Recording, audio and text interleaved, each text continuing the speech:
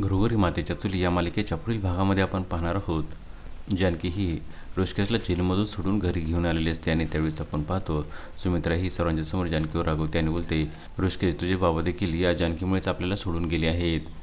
जेवढी काळजी तुला या जानकीची आहे तेवढी काळजी या जानकीला तुझी नाही. आणि तेव्हा ऐश्वर्याला राग येतो. ऐश्वर्या बोलते, बाजार समितीतील लोकांनी जी ऋषिकेशवरची केस मागितलेली आहे ती फक्त आणि फक्त जानकीमुळेच घेतलेली आहे. त्यानंतर आपण पाहतो ऋषिकेशा जेलच्या बाहेर आल्यानंतर तो घरामध्ये सर्वांच्या समोर जानकीला विचारतो, जानकी मला सांग तू चोर कोण आहे, ते पैसे कोणी चोरले होते.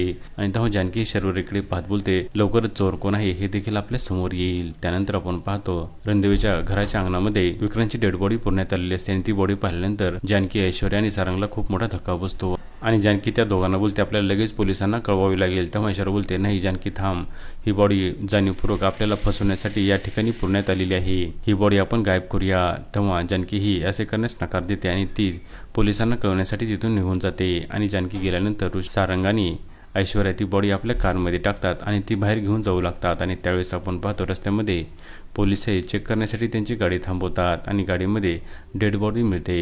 आणि तेव्हा सारंगाने ऐश्वर्या अतिशय घाबरतात आणि पोलीस बोलतात की यांना अटक करा. आता पुढे येणाऱ्या भागामध्ये विक्रांतचा खून नक्की कोणी केला, त्याचबरोबर सारंगाने ऐश्वर्या निर्दोष असल्याचे सिद्ध होणार का हे पाहणे अतिशय रंजक ठरणार आहे. घरोघरी मातेच्या चुली या मालिकेचे सर्व अपडेट्स पाहण्यासाठी आमच्या चॅनलला लाईक करा, शेअर करा आणि सबस्क्राईब करायला विसरू नका.